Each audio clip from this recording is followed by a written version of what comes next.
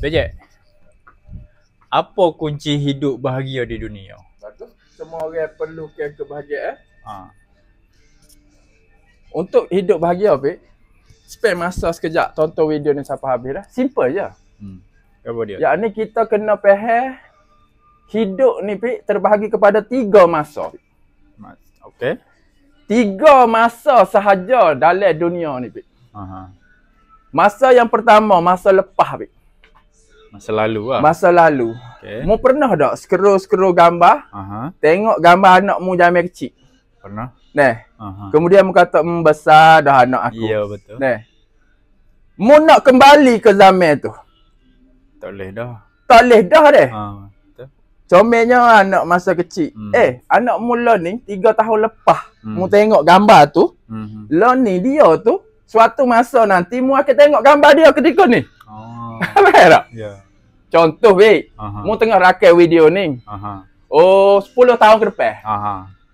Aku dulu zaman duduk TPB dulu duduk main merakai gini lah dengan Bejek. Teringat momen-momen ni. Ya, ya. 10 tahun ke depan keadaan dah berubah, Bik. Ya, betul. Ramai orang dia hidup dalam sejarah, Bik.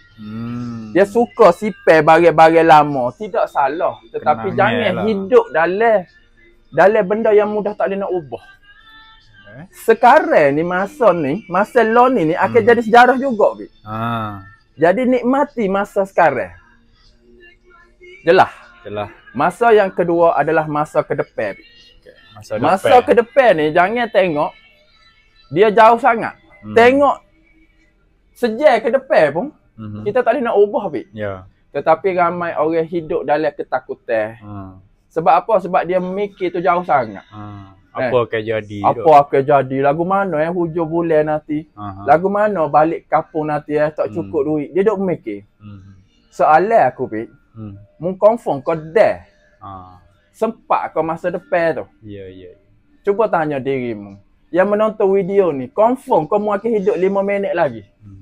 Jadi kenapa mu perlu takut ke, risau ke dirimu benda yang tak pasti? Benda lepas mu tak boleh nak ubah. Benda ke depan mu tak boleh nak buat apa. Siapa yang hidup dalam 2 masa ini, maka dia tak akan bahagia sampai kiamat. Untuk bahagia, Pik, very simple one.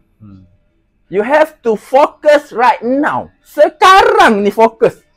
Pik, lagu mana nak fokus, Pik? Yang menonton video ni. Mu sedap kecek deh. Aku ni tak ada PT. Aku ni masalah tu, masalah ni. Betul tak? Betul.